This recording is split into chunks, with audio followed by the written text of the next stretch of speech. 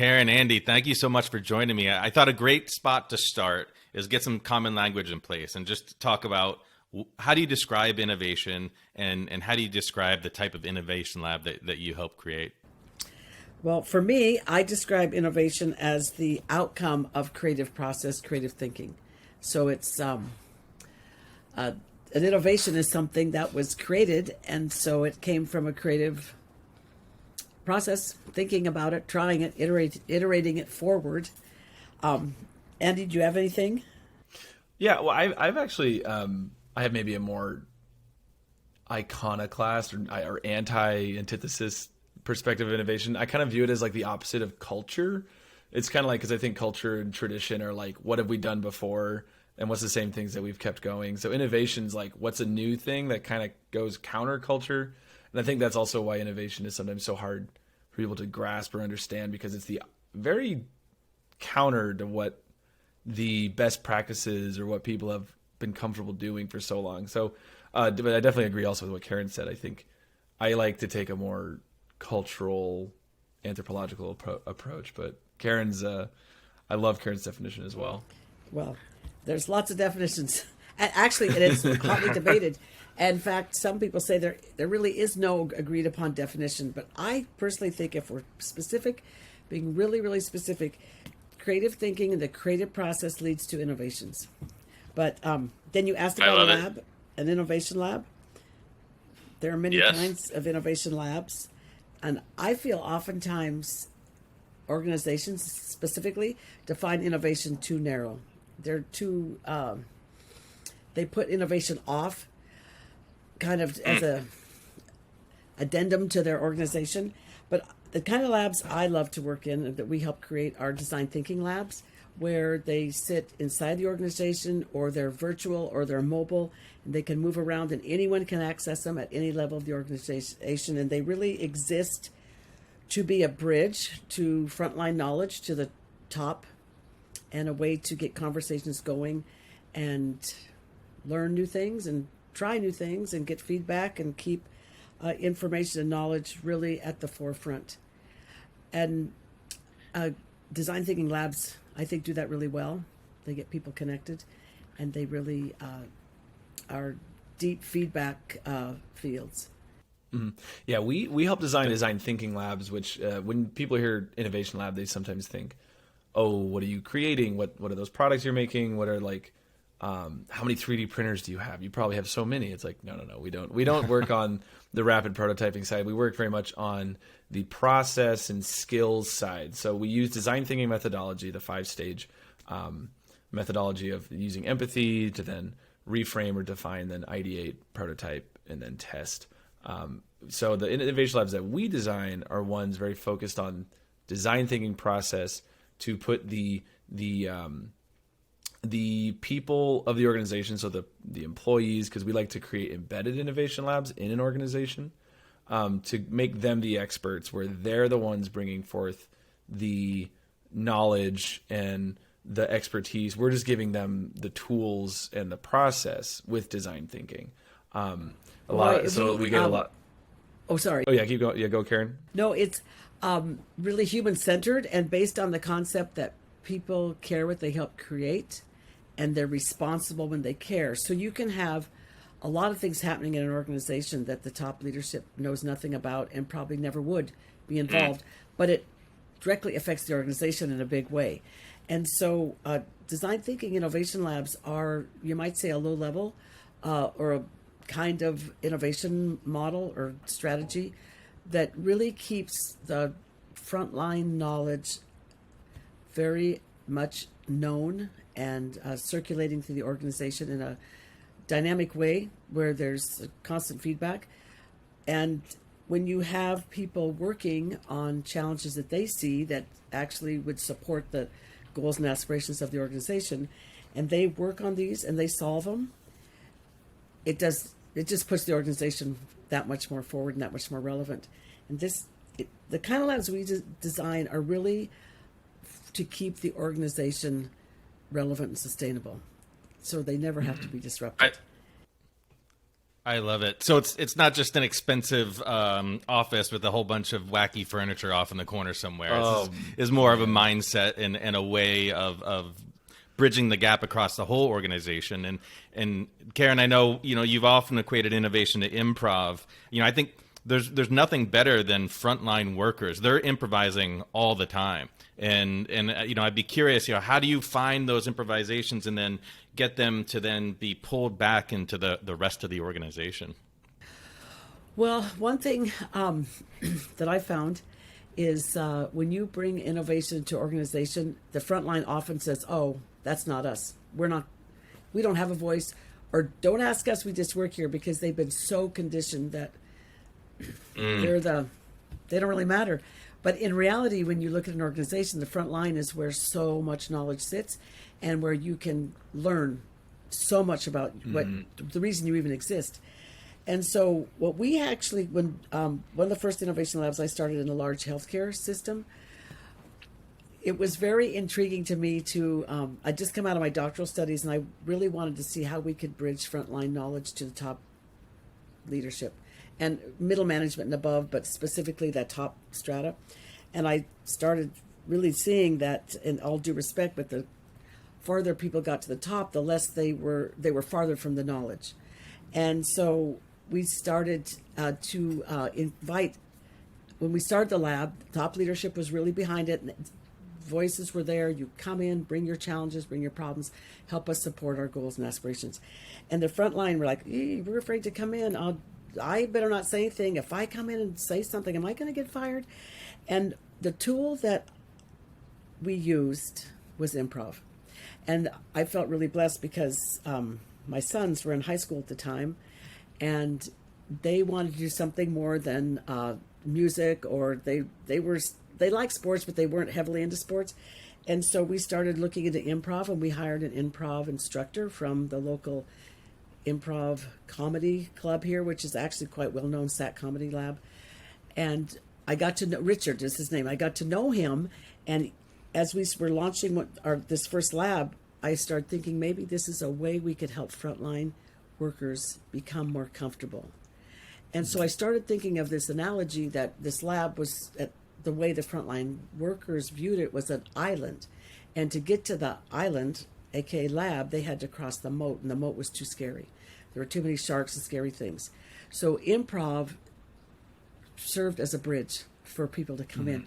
And I discovered that working with frontline staff, they're very eager. Once they feel safe, they're very eager. They have lots of ideas, tons and tons of knowledge. And the way we set up the way they worked through their challenges they brought in, they did have FaceTime with top leaders, and they could share their new insights they learned, solutions that they thought might be helpful, and the feedback they'd gotten on their solutions. It's very dynamic. I heard top leaders say over and over again, "Wow, this was so helpful. We didn't know that. We would never have known that."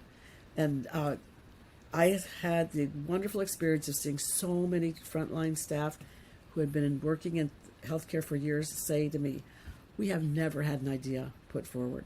I never got to speak to a top leader. I got to present at a town hall. Wow, I never imagined in a million years that would happen." And so I found design thinking, embedded design thinking labs really gave the organization a new language, a new way to actually address challenges, but also reimagine their future collaboratively. And it was a very exciting process. Yeah, an embedded design thinking lab, especially one we created, or Karen, I came on kind of later in the process because we created this, or Karen created that in like 2012. It's kind of like a structured way to not follow the structure. I don't know, Karen, if you can explain, because I remember Phil created a way for frontline employees, specifically like nurses, doctors, patients, really anyone, EVS, to be able to hop, skip, and jump over the boundaries and the barriers in place in a huge organization. I mean, this hospital, this single campus had like 10,000 employees, or several thousand employees at the very least. So how do you get this patient or this nurse in the same room as the CEO or the director, and then how do you get that empathy so that the director then can make changes happen throughout the organization? And this design thinking lab created a way to kind of break down that structure in a safe and very collaborative way where it was non-aggressive and non-confrontational. So it was genius on Karen's side, and she created it from the ground up, and it was an incredible place. There was a lot of other studies and other experts that we drew from. But also, I really saw that innovation works in an organization when you have a good methodology and you have leadership support. If you lack either of those, you're going to go off the rails. But nothing really happens in an organization unless leader support. So there has to be leadership training also, or education, or bringing them on board. And I found that all leaders want to innovate. The challenge is a lot of them don't know how, or they feel like they say, go innovate, or I'm telling my group to innovate, be creative, but yet they're not changing anything in the structure. So an innovation lab can be very scrappy. I like to say scrappy, where you could, when we started this particular lab, the same way several labs I started, let's just figure out what we have on hand, tables or chairs, and use those. My bigger thing was to get the boards, either whiteboard paint or whiteboards that people could use, but it doesn't have to cost that much money to get going. Mm-hmm. I love that. I love the way that you describe it as giving the frontline workers a voice, and then also changing the leadership so that they're set up in a way that they can accept those ideas and accept that voice of the frontline workers. Because I feel like a lot of people, when they think innovation lab, they think that this is a place where it's just an idea factory where ideas are being cranked out, and they have to be like these way off the wall crazy ideas. Mm-hmm. And people are just frustrated because they're thinking, well, we have so many inefficiencies, we already have plenty of ideas today, why would we need this idea factory over there? And so I'm curious. I would imagine standing up innovation lab within healthcare is I'm not imagining it's the most straightforward and easy of things. I'd be curious what challenges and resistance and types of things do you face in those types of environments? Oh, man. Well, how long do you got, George? Are we here for the next few hours? Or? Well, one thing, though, that I say, that right off the bat, we say ideas are a dime a dozen. The ideas are everywhere. It's the execution of the idea that matters. And also, that's what's so cool about the kind of labs we work with is you're getting a lot of feedback all along the way. It's very iterative. And an idea might come up and say, well, don't be married to it. It looks like it's not worth exploring. Let's move something else. You talked about challenges. To me, the biggest challenge, wherever, if it was healthcare, pro sports, government, education, the biggest challenge is getting people to understand they don't have to take themselves so seriously. They can take the work seriously, but not themselves. I'm still struggling with that, and I work with Karen on a daily basis. If they can get to that point, actually anything's possible. We're working on a presentation we're doing for a group in Ireland, and that's the point we're really driving home, is that if people come together, anything's possible. We just have these beliefs that organizations have to operate in certain ways, and we have all these structures of communication and all these timelines to get things approved. We have fooled ourselves in that way. Sometimes it's needed, but most of the time we just need to try something. So that is a big challenge, and especially in healthcare. You have lots and lots of egos. But I thought the most challenging thing was to get the front line to relax. It's like they had been so conditioned, like, I can't be in the same room with the doctor. I don't dare. I'm not going to say anything to a doctor. We had so many beautiful experiences where doctors worked with staff, nurses, with a whole variety across the board. And it almost always ended with, wow, why weren't we talking sooner? Because of that problem that the stratification in healthcare and the different roles people play, I wanted something in that lab that people would have to interact with to say, I'm here, and all stratifications aside, hierarchy is going to be put on hold for a minute. And so I've been working with a group that really understood healthcare, because I didn't come from healthcare, and we landed on this tree. we call it the badge tree, because badges are a big deal in healthcare. Everyone wears a badge. And the badges at that point in time really stated where you came from, top, frontline. The badges looked quite different. The frontline staff had their full name, picture. Top just had a name, only first name. And what they would do, we asked a local artist to design a a tree for us. So she came with this bronze tree, and it was awesome, but we were kind of joking because what she brought looked like a marijuana tree, and at that point, marijuana wasn't. So some of the people said, this is a good omen. But anyway, when people would come in, we would ask them to hang their badges on this tree. And we were very strict about it to start with, because we said, we got to own this. Otherwise, it's going to look sappy and stupid. But so we'd say, we're checking in. Hang badge on the tree, I'm checking in. That badge tree became a symbol for the lab that said to people, everyone's welcome, and we'll hear your idea, or you'll hear your thought, or your feedback, no matter who you are, and no matter who you say it to. And then we said, when you leave, you can take your badge and check out. And we really needed a strong metaphor like that, because it was just unheard of that the combinations of people we had sitting around working on a challenge, talking, brainstorming, giving feedback to each other was just not done before. And when it worked, which most of the time it did, it was awesome. Now, it all depends. That's great. So you heard it here. Marijuana kickstarts the innovation process. That's what I heard. No, I remember one guy came in from, he was on one of the OR teams and operating teams, and he came in and goes, this is awesome. I think they're sanctioning marijuana. And then I looked up and I said, oh my gosh, that does look like a marijuana plant. We said, anyway, his name is Arnie. Arnie, you seem a little too familiar with that. So anyway, no, it's... I love that concept of leaving the badge at the door, because when I was preparing for this, I started to think about innovation slightly differently. I started to think about it a little bit like organizational mindfulness. At this point in my life, I've been trying to focus a lot more on mindfulness. And, mindfulness is you have all these ideas that are just floating around. You try to make space to, kind of honor that and say, is this an idea that I need right now, or can I just let that idea go? And you keep doing that until you kind of center in on the idea that you need to focus on right now. Along those lines, to really exercise that mindfulness, you need to find the space and the time. And frontline workers are so busy. I mean, everyone's busy. How do you get an organization, especially in healthcare, to carve off the time and carve off the space to dedicate to this? Very good question. And that was the big worry.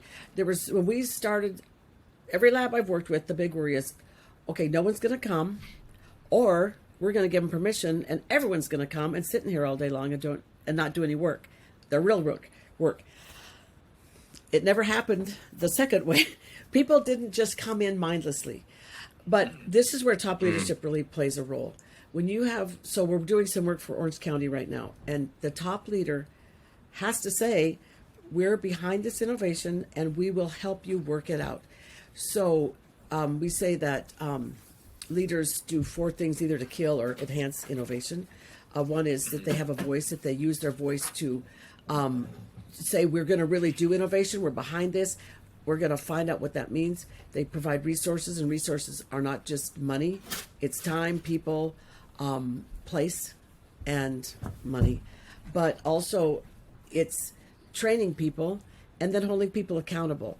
And so what I found in every place we had a lab that was successful, and I say successful, we know they're not always going to be successful, because once leadership changes in an organization, you don't know what's going to happen. It's just, but when you have a leader say we're really behind innovation, and then they ask their people they're responsible for, how are we going to make this happen?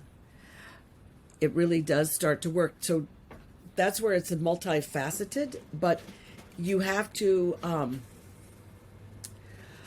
have the leader work with leaders and not just expect they know. And see, that's one thing that I really had to learn kind of the hard way, that top leaders don't always know what innovation is. They don't know how to make it happen. So when you help a leader realize, if they just hold their direct reports responsible or accountable, what are they doing to help make this happen? And then those people hold the next people accountable. Change does happen, and especially when you put some language with that. So in design thinking labs, empathy is a big word. Empathy and feedback. Iterative learning, you get comfortable showing not perfect work that's kind of scruffy still. So it's it is a process. It's iterative in itself. Setting up a lab is an iterative process. Definitely. And kind of going off what you're saying about organizational mindfulness, with our design thinking methodology, it's not ours, but the way we like to view it is it's 80% problem learning and then 20% problem solving. So there's a huge focus on that empathetic, what's really going on here, what's the story, what's the feeling. And in a hospital, you'd expect that to be taking place more often. But, when you get an organization that big, things get lost in the cracks. A patient's story or a nurse's feelings sometimes get pushed to the side. So the Florida Hospital Innovation Lab provided such an incredibly safe space for that mindfulness, for the learning of what others were going through, and that empathetic gathering and understanding. And as what Karen's saying with the voice of leadership has to sanction this, has to bless this and give it like, this is what we need to start focusing on. This is it. I am advocating for this type of creativity and for this empathy.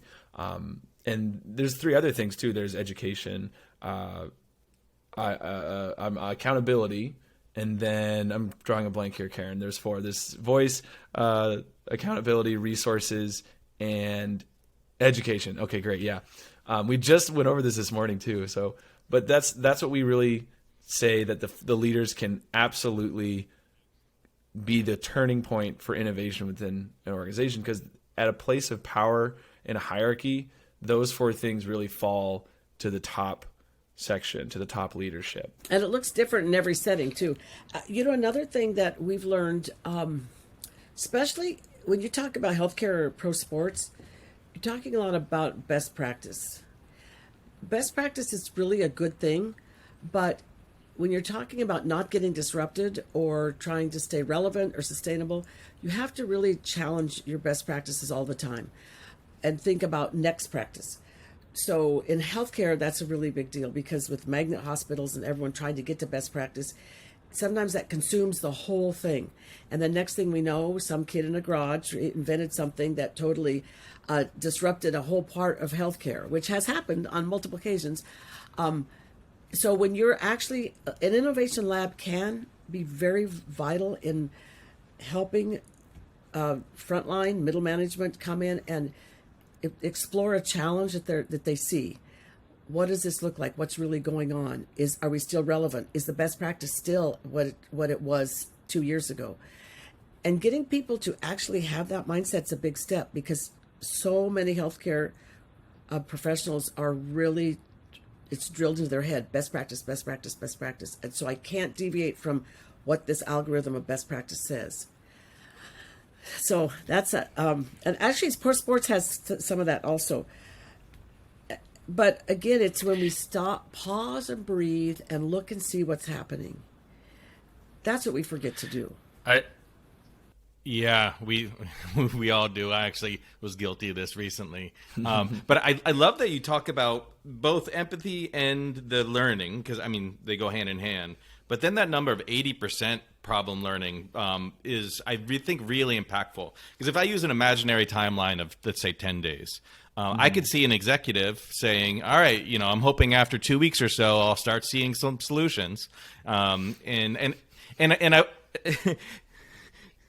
Yeah. And I would think if out of 10 days, if you're taking 8 days to just learn about the problem, or let's say it's 10 weeks, you're taking 8 weeks to learn and only two weeks to solve, I could see, people having a lot of anxiety about that. It's like, hey, we really need to get to the solving. And I love that. And maybe that comes to that, what you said, the executives need to leave the space for it. What are those things that they do that kill these innovation labs or innovation? I love that question. Well, executives do good work. Executives are there to execute.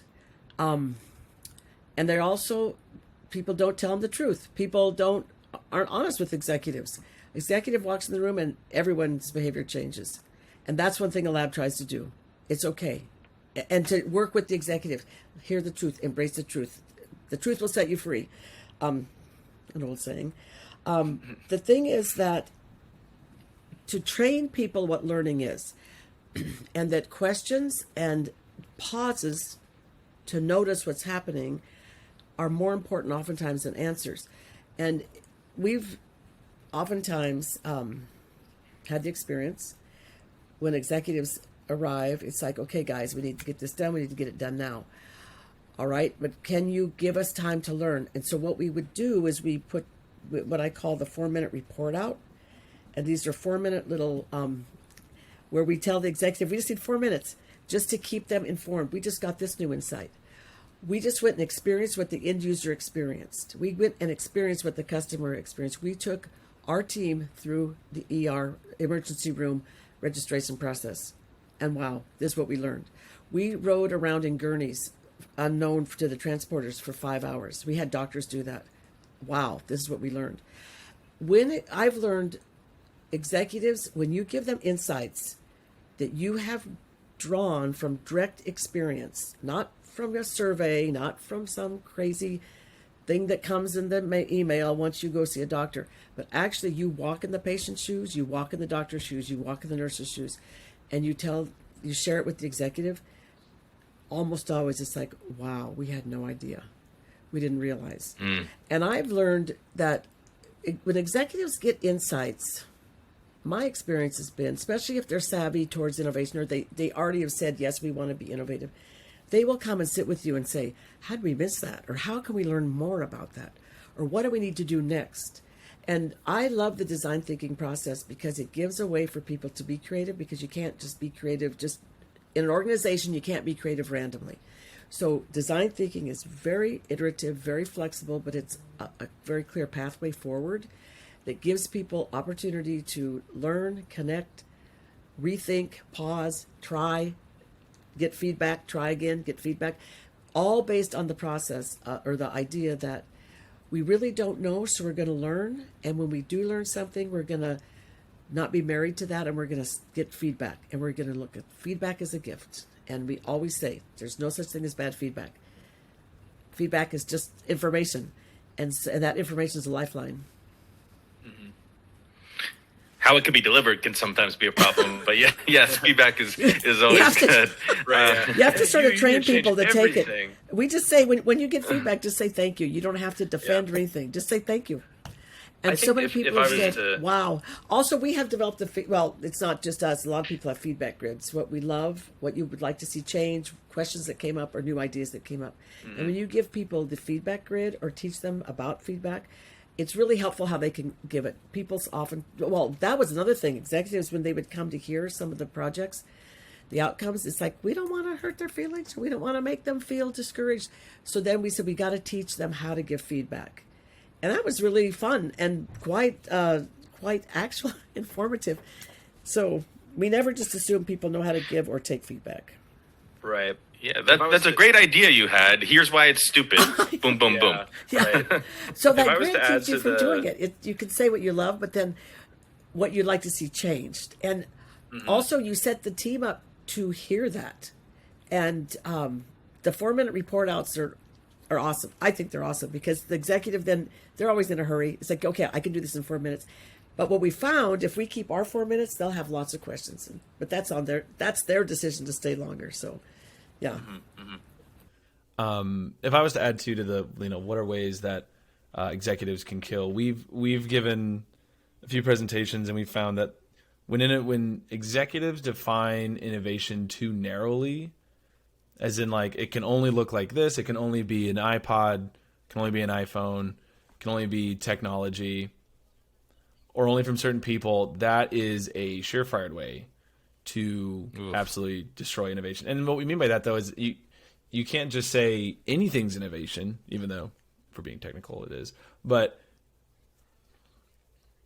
no, I'll just finish with saying, it's not. You need a broad definition of innovation so that it can take the form of many things. That's why we said we're not like an R&D lab. We're not like a product lab, because innovation could be a nurse behaving differently for a patient, putting on a paper hat to signify that they're in a different role than when they came earlier. It could be an EVS using a different tool in a different room. It doesn't have to be such high tech like dark matter or like teleportation, like, whoa, this is so new and so crazy. It can be just using different language for different end users.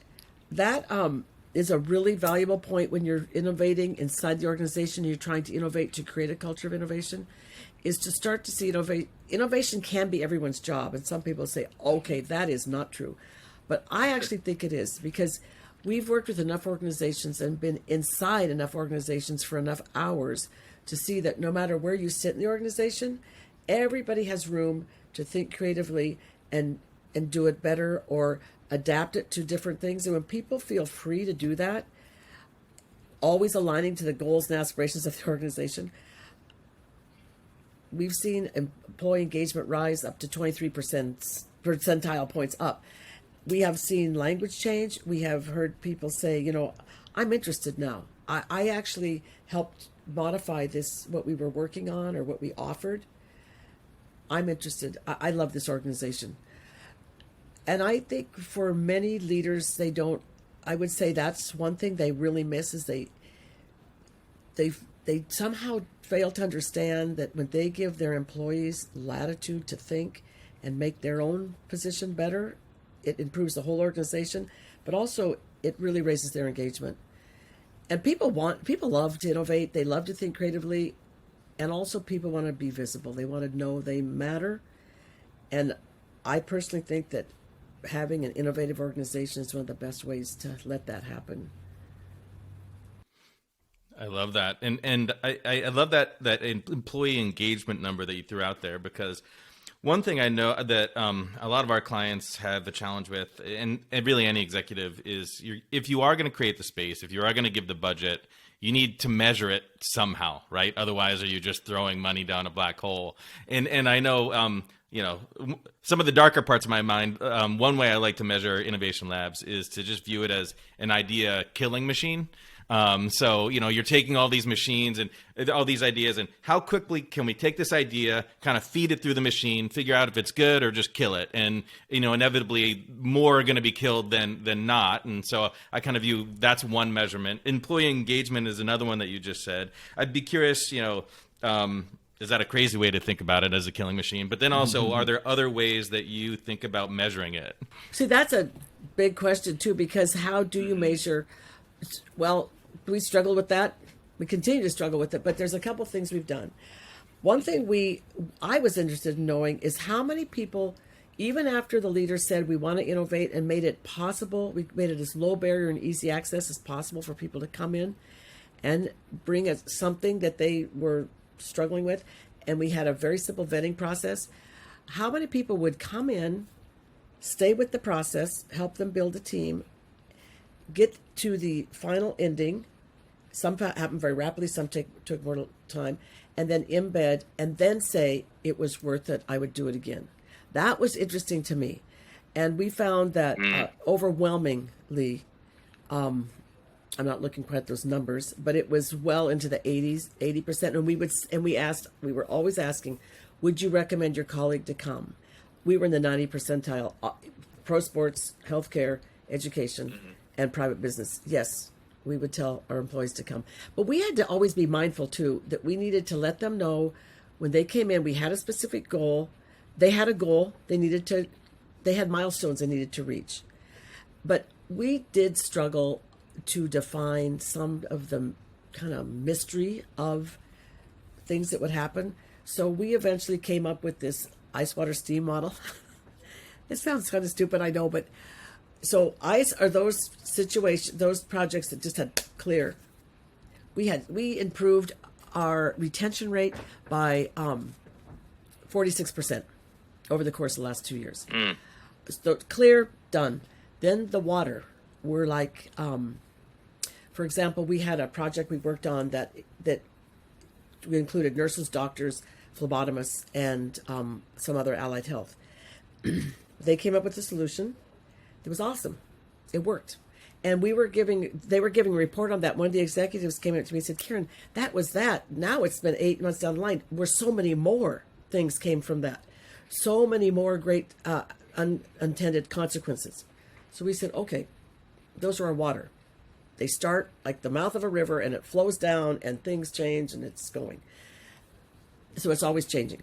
Then we had our STEAM, where some projects came in and they went out and they got a solution. We don't know what exactly they did in the sense of to make a difference, but everything got better. And so I was telling an executive once, I said, sometimes they just come in and get better. And he said, well, that's good. Let's just count it. So then that's when we said, okay, those are our STEAM projects. So shortly after we kind of... It's where the magic lives. Yeah. Well, some executives say, okay, come on, you can measure every single thing. I said, yeah, you can, but sometimes you can't don't measure it, it know doesn't exactly exist. how. Anyway, we were asked to present up in Boston at this innovation place. And they said, talk about your outcomes. So I said, okay, we're going to be brave and present our ice water steam model. And honestly, I drug half my team up there on stage with me because I said, they're going to think we're totally nuts. But after we were done and we explained it, we gave clear examples and came off stage. After the whole presentation was over, several people came up and said, thank you. That's our experience too. That is so. In fact, I've had emails from people over the last couple of years after that saying, I'm still using that. That saved my neck. Thank you. That was helpful. I don't really know exactly all of the stuff about metrics, but I do think it's important in a lab to measure how many people come in. Do you have repeat people? Do they feel it's worthwhile? Do they finish the projects? I mean, you can always measure, did the project make a difference? To me, that's kind of the no-brainer of it. But what happened? What's transformation? Did people's language change? Did they have skills they learned in the lab that they started applying to their work? Then my big question was that we asked people that had come for several projects, do you find you don't need to come to the lab anymore because you learned enough and you're doing it just innately? And we had a lot of people. Of the people that came several times the first, as the lab got going, I would say if there were 10, 6 of them would say, we're just doing it. We created our own little lab and we're doing it with our different people. And some people would say, I always want to come back there because I like working in the lab. So those were things I felt were viable for a leader. Of course, you want to know if their project did anything, but that was easy to measure. But to me, was what was the transformation happening? And we worked closely with the employee engagement people in HR. We never claimed that our stuff really was all the reason that things made a difference, but it was part of a reason. Because nothing succeeds in isolation, just like nothing fails in isolation. I felt we had to be mindful that if we were teaching new tools, that was part of what made the employee engagement raise. Anyway, that's a long answer to your question. No, I love it, and I think one of the great items in there is that measurement of have you just taken this into your daily life now? Has this become as natural as breathing? Because that's really how it starts to spread within the whole organization, and I love that. Yes. And earlier I also go ahead. No, I was going to say, and that also is very, very dependent on the leader, because you can have a lot of great innovation work done and the leadership changes. And that's where I like people to really understand that, because people can say, wow, we did all that and now we're moving backwards with a new leader. It just happens sometimes. It's very dependent on a leader, but people shouldn't give up. If they have enough skill, they can talk with leaders. Sometimes it takes a while, but I don't think we should ever give up. Yeah. And some of the stuff that you can't measure is the most valuable. I just, confession time, earlier when you were talking about how, we don't always make the time for this mindset. I've been staring at some Google spreadsheets that we use for our company for forecasts and for budgets for years. And I was, as we're getting towards the end of the year, I was looking for trends. I was looking for various items, and I just had a bunch of spreadsheets up. And I spent half the day doing it, and I eventually just got pissed at myself. And then I had an aha moment. I was like, why the heck am I not just looking at visualizations of this? I'm looking like I'm in the Matrix trying to make patterns out of spreadsheet cells rather than looking at some nice visual. And I do visualizations. Our company does. It's very much a cobbler's shoe kind of dilemma. And that's just... and I think that's also an example of, I don't know how to measure it because it's great. Now my whole executive team can just look at these visualizations and see trends pop out at them. I don't know how you measure that. And would you call that it's not Andy, like you said, it's not dark matter. It's not inventing some new technology. You know, everyone does data visualizations, but like, would you classify something like that as innovation? And yeah, I guess I'll stop there. Yeah, I mean, if you create something new or a better way to do it, because innovation is like something useful and novel. But you know, one thing I want to say about data, I have a big burden about this. We are so focused on collecting data on what happened, and we are a lot less focused on why it happened. If we can really, and that's what I like about design thinking, because design thinking it forces you to go to a place to learn why it's happening.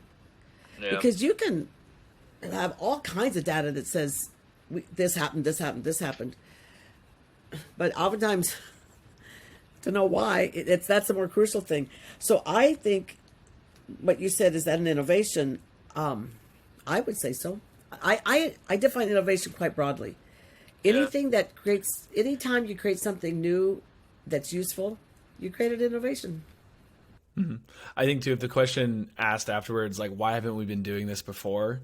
I think that's a pretty good indicator that what you did was innovative, because if it's that intuitive that people see and they just instantly get it and they instantly see the value, but no one was implementing it before, I think that's innovative in itself. You're connecting the unseemingly obvious points, and it creates a much easier way to we go saw about. that. We had a project once where it was a neonatal unit, and little tiny preemie babies need to be held. Nurses oftentimes don't have time, so they developed this cuddler program where volunteers would come in and hold the babies. And it was an awesome program. Everyone loved it, but it turned out to be a big disaster, because volunteers would come in when babies weren't supposed to be held. Nurses would get upset. Doctors tried to work with the babies. It was just a big collision. Well, the guy that was in charge of the unit brought that to the innovation lab, and we had them share what their frustrations were. They were their own empathy source, and they realized, oh wow, no one set up a schedule. Okay, it's like, oh, okay, why didn't we think of that? That has been such a great reminder to me of not to mock or scorn when an idea comes up. It's like, yeah, why didn't you guys think of that before? It just seems so ridiculous that you didn't think of it. But when you take the whole picture and people are rushing, they're hurried, they're overburdened, they don't oftentimes have time to talk to people, so tempers start flying. And they were an angry group of people too. And then when they came up with this schedule, okay, let's hang something on the door when the baby's ready to be held. And then some of the volunteers said, well, we'll make some felt little signs. Then that turned into cuddle bugs on the door. And it became an overnight success. But to me, it was like, okay, we could have thought of that before, but we didn't. And I think that's where I have felt a need to tell people, it's okay. You didn't think of it, because there was other things at play. Emotions were running high. People were annoyed and all that. And so I think that when you say, yeah, we should have thought of it sooner, I've noticed when people can feel really guilty, like, wow, was I the one that blocked it? Was I the one that blocked it? But that's why I think innovation has to be a no shame, no blame game. We're learning, we learn from mistakes. It's all grist for the mill.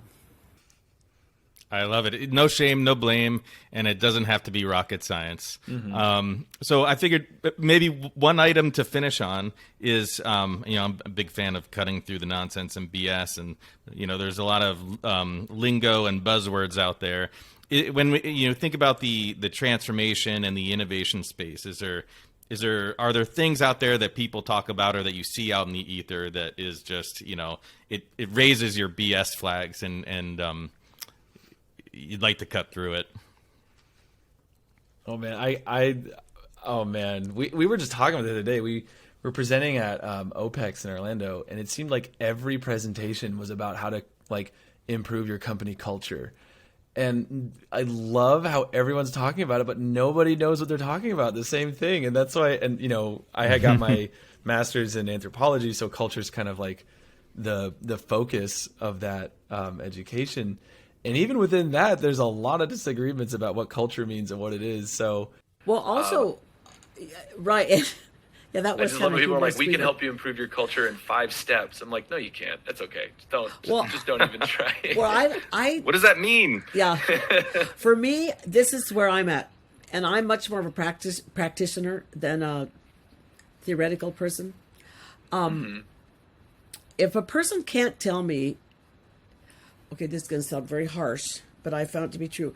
I want to know what your experience is. When did you try it? How did it work? What did you do? Because if we're just quoting and other people's work, other people's ideas, I think it's helpful and very helpful for an organization to hear these are the theories and this is what people did. But this is what we did. This is how we did it and this is how it worked for us.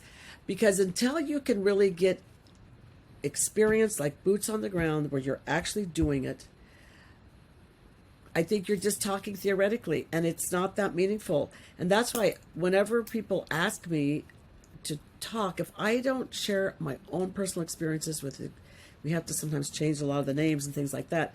But I don't want them to believe me. I don't think they should believe me unless it's like if I said, we raised employee engagement by 28%. Okay, tell me how you did it. I want to know how it happened. What were the ups and downs of that to make that happen? Then I think people are not just talking out of both sides of their mouth. It's very easy to talk about theory, but to be in a lab or to be with people, to travel to where they are and learn from them, there is nothing like it. And you never have to worry about BSing people if you have your own personal experience. That's what I think. I love it. I love that perspective, and I love your approach. Dr. Karen Tilstra and Andy Tilstra, thank you so much for joining me. And I just want to say we're a mother-son team, just in case people are wondering. Right, and for those audio podcast enjoyers out there. George, thank you so much. It was an honor to be here with you, and I hope it was helpful. I hope it made sense. Absolutely. But it was fun. I enjoyed it. It was fantastic.